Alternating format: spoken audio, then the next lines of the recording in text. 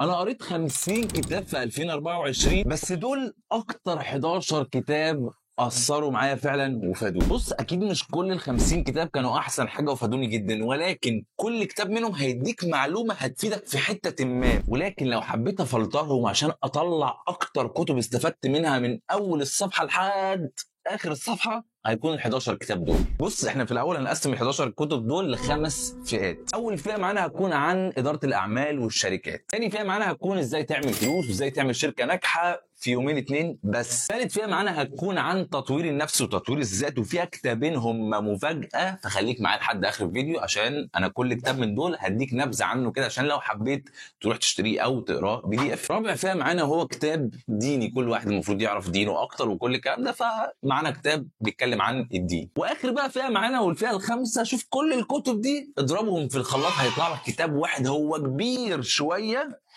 بس هيفيدك برضو جدا جدا جدا.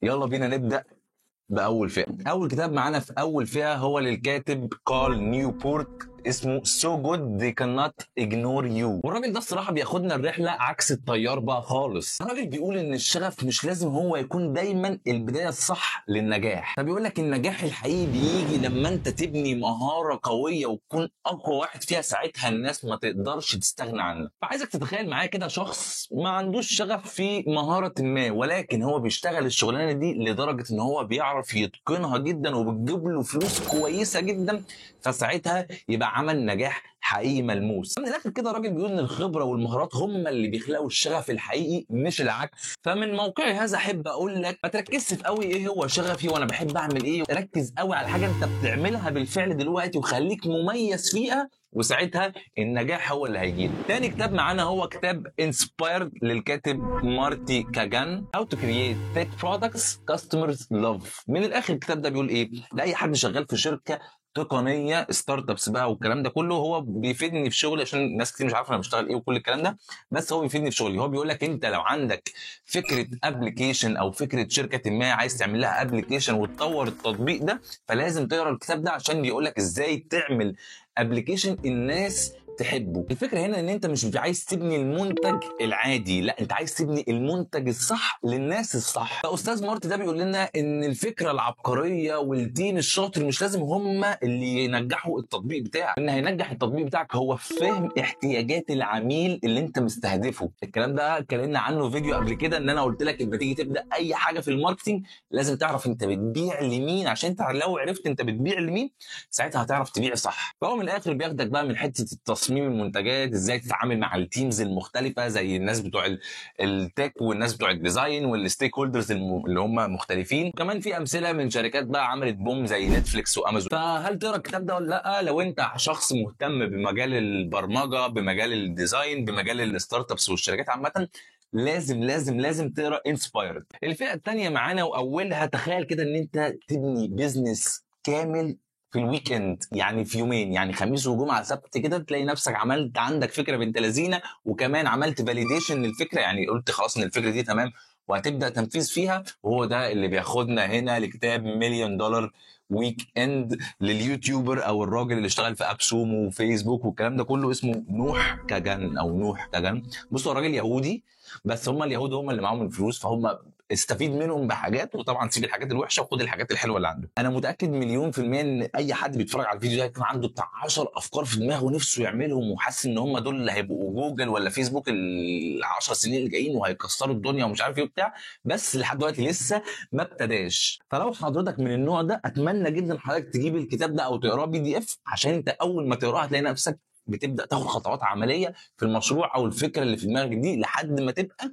قيد التنفيذ. الفكره هنا ان انت مش بتشتغل بعشوائيه، لا انت بتحط طاقتك وتركيزك في الحاجات المهمه اللي انت المفروض تعملها في اول 48 ساعه للفكره بتاعتك، عشان تبني حاجه بجد حقيقيه تجيب لك فلوس. عشان طبعا المتعارف عليه ان انت لا لازم تاخد وقتك وتعمل ومش عارف ايه، الراجل هنا بيقول لنا لا انت مش لازم تاخد وقتك جدا، انت لازم تعمل فاليديشن في اسرع وقت في خلال 48 ساعه، تركز على الحاجات المهمه اللي هتجيب لك 80% من النتائج. فالسؤال هنا ليك، انت ممكن فعلا تبني مشروعك وفكره مشروعك في خلال 48 ساعه بس، ولا هتفضل وتفضل بقى قاعد مستني الوقت المناسب والكلام اللي احنا بنسمعه كتير ده. 88% من الناس اللي بتتفرج على الفيديو ده هيكونوا نفسهم يبقوا مليونيرات المليونيرات، و80% من الناس اللي بتتفرج على الفيديو ده مش بيعملوا سبسكرايب للقناه. طب ليه يا جماعه؟ ما احنا بنجيب لكم حاجات حلوه اهي. اعمل اشتراك يا عم في القناه ولايك للفيديو، وسيب لنا كومنت باحسن كتاب انت مستعد او عايز تقراه السنه دي. فالمهم انت عايز تبقى مليونير، فهل هتفضل ماشي على الطريق البطيء اللي هو بتاع اجيب وظيفه واخد مش عارف 10000 جنيه 20000 جنيه 30000 جنيه، ولا اكون مثلا عندي 50 سنه وباخد 50000 جنيه، ولا تاخد الطريق السريع الثاني اللي هيخليك مليونير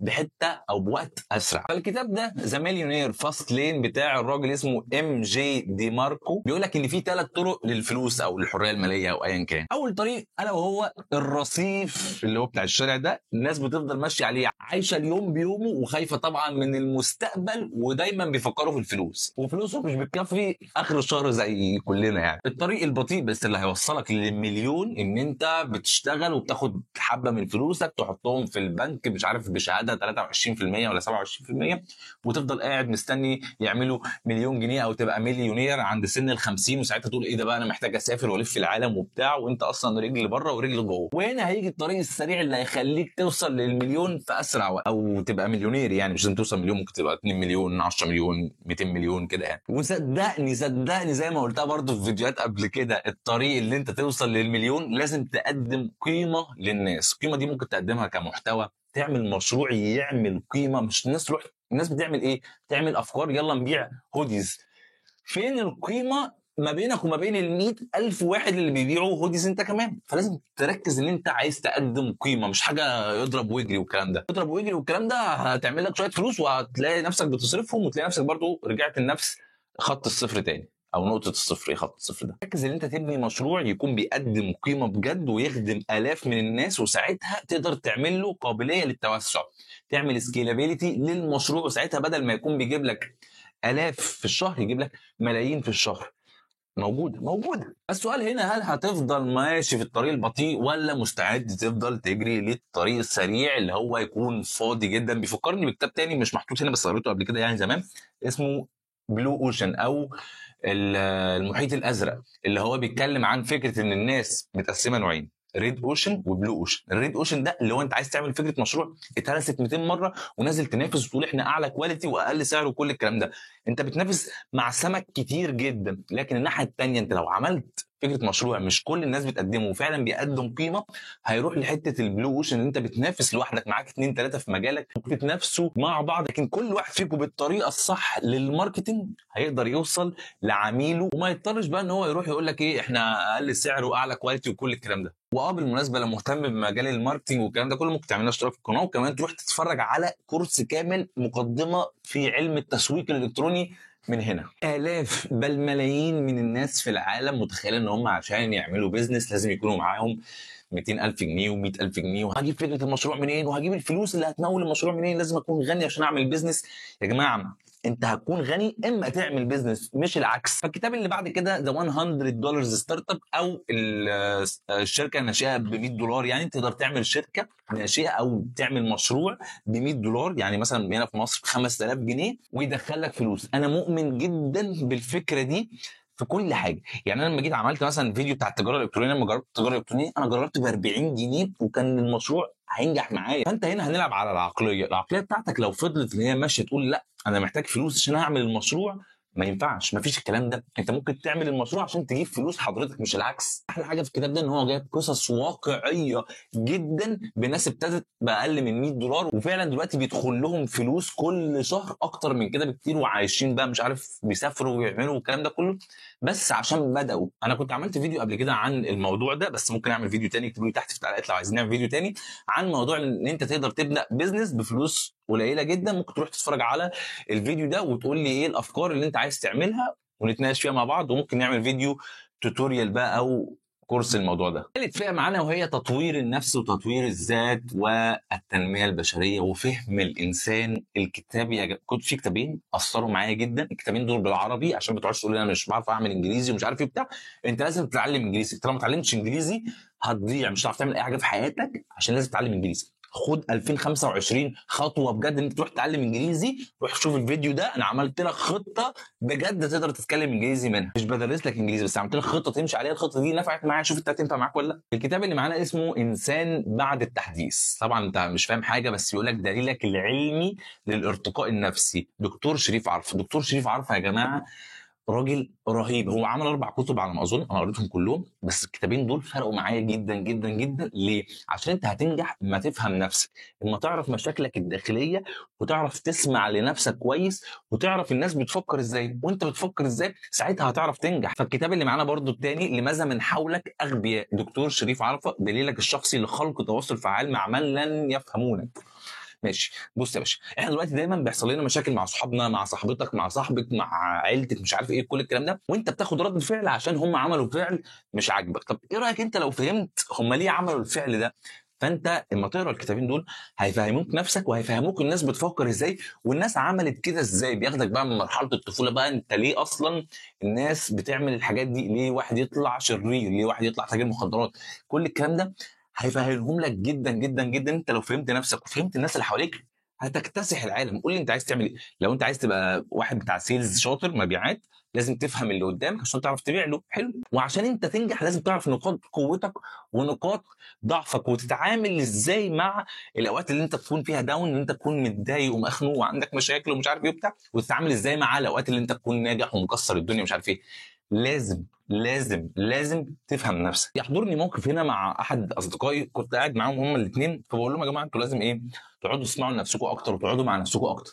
فقالوا لي لا طبعا، ايه ده، ما هنقعد مع نفسنا ازاي، احنا لو قعدنا مع نفسنا هنخلي دماغنا تتسوح. طب ما تتسوح يا عم، وانت ليه قافل على باب بالمفتاح مثبت عليه كده، وهو بابك اللي هو زمان؟ طب ما تفتح باب زمان ده وتعرف كل المشاكل اللي واجهتك والترومز اللي انت دخلت فيها في حياتك وحلها.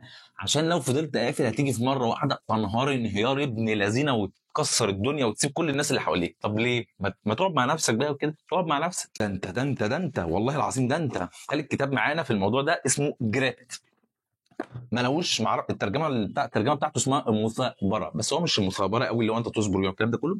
بص الكتاب ده بيتكلم عن فكره اللي هو برضو الشغف والحاجات دي كلها، هما طريقه نجاحك. حلو حلو. بس انت دلوقتي شغوف بايا كان هو، فانت هتقعد تجربه شهر شهرين ثلاثه، هتلاقي نفسك مش جايب معاها حاجه فهتروح وتسيب التاني. طب ليه يا ابن الحلال؟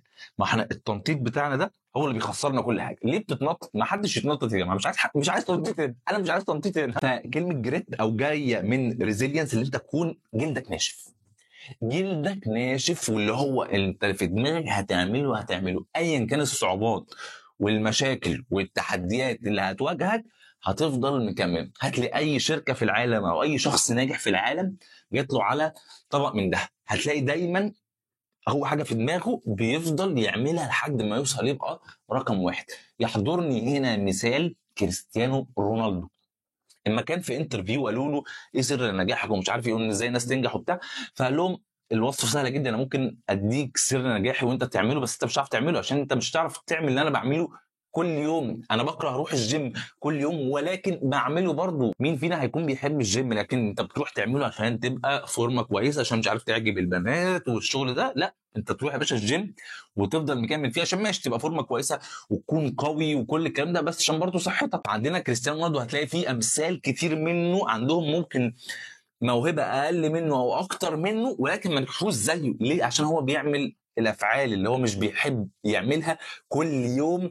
الانضباط، ديسيبلين، ده سر نجاحك. او جريت او ريزيلينس، جلدك ناشف، اللي بتحطه في دماغك هتفضل تعمله ايا كان التحديات اللي وقفتك، هتفضل تعمله، ولكن طبعا يكون حاجه كويسه بتعملها مش اي حاجه وخلاص. يعني من اشهر 5 كتب في العالم، انفلونس او التاثير بتاع روبرت كالدين. ازاي تقنع الناس؟ يعني تعالى دلوقتي انا هحاول اقنعك ان انت تعمل اشتراك في القناه. هناخدهم على ال6 مبادئ اللي الراجل اتكلم عليهم. واول مبدا معانا اللي هو المعامله بالمثل. انا دلوقتي بديك محتوى مثلا مفيد وبفيدك مثلا في التسويق وفي الافكار مشاريع وفي الكتب وكل الكلام ده، فانت المفروض ترد لي الجميل وتعمل اشتراك في القناه وتعمل لايك. تاني مبدا معانا الالتزام، اللي انت تكون ملتزم باللي انت هتقوله. انا مثلا دلوقتي ما هكون ملتزم معاك ان انا بقول لك مثلا لو رحت اتفرجت، لو انت ما تعرفش اي حاجه عن الكوبي رايتنج مثلا، رحت اتفرجت على الفيديو ده، هيخليك تعرف كل حاجه عن الكوبي رايتنج، لدرجه ان انت ممكن تنزل كمان شغل يا عم بيه. انا ملتزم معاك بالكلمه دي. بس طبعا تقعد تذاكر، يعني مش الفيديو ده بس، تقعد تذاكر تتفرج على الفيديو ده وبقى فيديوهات تانية اكتر، وتقعد تذاكر والكلام ده كله، عشان ما تجيش تقول لي يا معتز انت اتفرجت على الكورس بتاعك ولا الفيديو بتاعك وما عملتش حاجه. الاثبات الاجتماعي، انا في الاول الفيديو جبت لك فوق ال 50 كتاب وحاططهم لك عشان اثبت لك فعلا الكتب دي عندي وعشان انا قريتهم. لو كنت جيت قلت لك من غير الكتب دي هتقول لي يا عم هي فين الكتب دي مش عارف ايه. هي الناس بتحب كده، الناس بتحب اللي هو ايه، اثبت لهم. اجي اقول لك ازاي تعمل مليون دولار في اول سنه ليك او مش عارف ايه، لازم يكون قدامي كاش مليون دولار عشان حضرتك تصدق. طب ما هو انا لو كلامي منطقي ما تصدقه، ولو مش هتصدقه طز فيك. يعني انا بحاول اقنعك. المبدأ اللي بعد كده معانا الا وهو الاعجاب. احنا بنميل نقول نعم او تمام للحاجات او للناس اللي احنا بنكون بنعجب بيهم. مش لازم شكل، مش لازم شكل، ما تخليش نعصب، لا عادي. افكار بتاعتهم كويسه مثلا، فايه ده الراجل افكاره كويسه فانا هتابعه مثلا عشان ايه، افكاره كويسه وافكاره متلائمه معايا، وده انا عايز اوصل للفكر ده مثلا، فايه هتابعه. خامس حاجه معانا الحاجه اللي بعد كده الا وهي السلطه. انت هتقول نعم لما يكون حد مديرك هو اللي بيقول لك او رئيسك هو اللي بيقول لك، لازم يكون هو ذو سلطه. مثلا رئيس الجمهوريه يطلع يقول لنا اعملوا كذا، فساعتها قانون يتطبق هنعمل كذا عشان هو رئيس الجمهوريه ده سلطه علينا وقال لنا نعمل كده. ولكن مع السلطه انا برضو حابب احط الخبره، ان هو مثلا انا جاي اقول لك انا عملت كده، فلو انت كمان عملت كده بطريقتي ان شاء الله تعمل نفس الكلام ده، عشان انا عندي خبره في الموضوع ده، عندي خبره في حته مثلا الديجيتال ماركتنج، فبقول لك ان انت تقدر تعمل كده. ممكن تبدا تجاره الكترونيه عشان انا عندي خبره في الموضوع ده، فتروح مثلا تعمل اشتراك قناه عشان انت تتابع اخبار التجاره الالكترونيه، او ازاي تبني بقى متجر او موقع. لو انتوا عايزين تعملوا الموضوع ده، انا عايز اعمل فيديو عن الموضوع ده، اكتبوا لي تحت في التعليقات. والحاجه الاخيره الندره. انت كل ما الحاجه تقل قيمتها زي الذهب فساعتها هيزيد، فساعتها سعرها هيزيد او هتقول نعم للموضوع. فانت لو لقيت حد بيقول لك حاجه ما، بيقول لك اشتري حاجه ما عشان الحاجه دي قليله جدا في الدنيا او في العالم او ايا كان، هتروح تشتريها. الناس بتشتري بملايين او بمليارات التماثيل او اللوحات ومش عارف ايه، عشان هو ليوناردو دافنشي هو اللي عمل الموناليزا، ولا مش عارف مين اللي عمل ايه. فالندره بتخليك توافق على الموضوع او تتاثر بالموضوع. وفي المبدا ده هتقول لي طب انا ليه اشترك معاك، ايه الندره فيك يعني؟ هقول لك ان انت حضرتك نادر، وانت حضرتك نادره، وانا كمان نادر، كلنا نادرين. صوابعك مش زي بعضها، انا عندي دي ان ايه مختلف عن الدي ان ايه بتاعك وعن 8 مليون ولا 8 مليار بني ادم. كل واحد فينا مختلف في حاجه. فانا عندي الندره وانت عندك الندره، كلنا عندنا الندره في حاجه ما، بس احنا ما مسكناهاش. فمن الاخر يعني الكتاب مليان امثله واقعيه جدا عن الموضوع ده، وانت ازاي تاثر في حد او تقنع حد او تقنع الناس. وحتى اسمه انفلونس، تاثير، ازاي تاثر على قرارات. وكمان بيقول لك ازاي تتجنب الوقوع في اسمها ايه بالعربي، في فخ الاقناع السلبي. هو اسمه كده فخ الاقناع السلبي، عشان تستخدم المبادئ دي بطريقه اخلاقيه. فتخيل معايا انت لو قريت الكتاب ده وعرفت تتاثر على اي حد انت بتقابله ان هو يشتري حاجه او يسمع كلامك في حاجه، هتمسك الدنيا كلها. الفئه الرابعه معانا الا وهي الدينيه. انا عارف ان احنا كلنا مقصرين في حته الدين، لو انت مسلم او لو انت مسيحي هتلاقي برضه نفسك مش بتصلي، سواء مسلم او مسيحي مقصرين في الموضوع ده. فالكتاب اللي معايا ده كتاب ديني اسلامي، عشان يعني لو حد مسيحي بس ممكن يقراه والله عادي. اسمه من الصفر، ياسر ممدوح. ياسر ممدوح هو يوتيوبر برضه حلو جدا جدا جدا، وشاب زينا بيقنعك بطريقه سلسه جدا في مواضيع معينه في الدين، وبيرد على اسئله ناس كتير ممكن تكون شاكه فيها او بتسالها لو هم مثلا قليلي العلم في الديني نفسه. احنا مش، انا مش شيخ ولا اي حد شيخ الكلام ده كله، بس الكتاب ده هيجاوبك على كل الشكوك اللي انت عندك، او لو حد تاني عنده نفس الشكوك هيجاوب على الشكوك دي كلها. فمثلا عندنا ايه الحكمه من وجود النار؟ ليه النار موجوده؟ ليه في جنه ونار؟ كمان لو انت بنت فبيقول لنا مكانه المراه وامر الحجاب. ليه ربنا امر الست ان هي تتحجب؟ ده سؤال برضو كان بيراودني كتير جدا. ليه ربنا خلق الناس دي كلها في الاخر عشان يعبدوه؟ فبيقول لك لماذا العباده؟ فكل فصل من دول هو 16 فصل باين ولا 17 فصل، الحلوه البتاع دي بيكون في سؤال وبياخدك بقى من السؤال ده ويقعد يمشي معاك خطوه خطوه لو انت لسه من الصفر، زي الكتاب ما بيقول من الصفر. شكرا يا الممدوح. الفئه الخامسه معانا، انا عارف الفيديو طول، انا عارف الفيديو طول والله، بس فعلا الحاجات دي هتفيدك جدا. يعني الفئه الخامسه معانا كتب تضم كل الحاجات دي ما عدا الدين يعني، الا وهو كتاب تولز اوف تايتنز لاستاذ تيم فارس. تيم فارس ده مشهور جدا، يوتيوبر وبيكتب كتب وعنده بودكاست وراجل جامد موت يعني. عمل كتاب مشهور جدا برضه اشهر من ده اسمه ذا 4 اور ورك ويك، ان انت تشتغل اعمل 4 ساعات، اعمل 4 ساعات في الاسبوع. ازاي تشتغل 4 ساعات في الاسبوع، مش عارف الكلام ده كله. ممكن تسيبوني تحت في التعليقات. انا كنت قريت الكتاب ده من 4 سنين، ممكن اقراه تاني والخصهم لكم، وازاي فعلا واحد ممكن يشتغل 4 ساعات في الاسبوع ويسافر في كل الدنيا وكل حته ويكون بيخش له دخل سلبي. فالموضوع ده الصراحه لو اتطبق هيبقى جامد موت. فاكتبوا لي تحت في التعليقات لو عايزين نعمل حلقه عن الموضوع ده. تولز اوف تايتنز او ادوات التايتنز اللي هم الجبابره او الجبار يعني، ما اعرفش يعني، مش هتبقى ترجمتها قوي كده يعني، بس ادوات الناس اللي جامده موت يعني. هو بيقول لك ان هو التاكتكس والروتينز والهابتس بتاعه الناس البليونيرات اللي هم المليارديرات، او الورلد كلاس بيرفورمانس، او الناس اللي هم جامده قوي بقى في السرعه في السباق في الرياضه والكلام ده كله يعني. هو عباره عن ايه؟ هو الراجل ده قاعد مش عارف سنتين ولا ايه، يقعد يقابل الناس اللي جامده قوي في كل مجال ويسالهم ايه سر جامدكم. موضوع بسيط يعني. مثلا هيجي يقابلني معتز يقول لي ايه سر جمدانك، فاقول له انا كنت بعمل 1 2 3، الروتين بتاعي كذا، الحاجات دي فعلا اثرت معايا، المشاكل اللي انا وقعت فيها. فانت لو ايا كان مجالك هتلاقيه في الكتاب ده، وهتلاقي مستضيف حد او بيتكلم مع حد بيعمل معاه انترفيو وبيساله ايه الحاجه الحلوه وايه الحاجه الوحشه، ايه الحاجات اللي اتعلمتها، تنصح اي حد بايه، عن الصحه، عن البيزنس، عن الفلوس، عن اي حاجه. فهو الكتاب جامع كل حاجه. فانا لو هرشح لك كتاب من كل ده، هرشح لك كتاب من الصفر، هرشح لك كتاب انسان بعد التحديث، هرشح لك كتاب 11 كتاب، هرشح لك 11 كتاب كلهم الصراحه يعني. بس يعني برضو ايه، تولز اوف تايتنز ده حلو قوي. هو كبير جدا عشان بيجمع كل ده. هو اقول لك كام صفحه، هو بتاع 660 صفحه. انت متخيل كتاب 660 صفحه؟ قريته بتاع مرتين ثلاثه، والله العظيم قريته بتاع مرتين ثلاثه تولز اوف تايتنز ده، عشان هو فعلا بيحمسني. ممكن ما اكونش قريت كله عشان ما اضحكش يعني عليك، بس قريت اللي هي المجالات اللي انا مهتم بيها. صح، انا قلت لك في اول فيديو هعمل فيديو الاسبوع اللي جاي اقول لك ازاي قريت 50 كتاب، فما تنساش تشترك في القناه عشان تعرف ازاي بقى ايه الوقت جالي منين وبقرا ازاي وايه الابلكيشنز اللي بستخدمها وكل الكلام ده. وبما اننا لسه في اول السنه الجديده، فما تنساش تروح تشوف الفيديو ده بيكلمك عن 22 عاده تبدا تعملهم السنه دي عشان يبتدوا يغيروا حياتك وحياتك تنضف بقى شويه. يا عم تنضف، يلا سلام.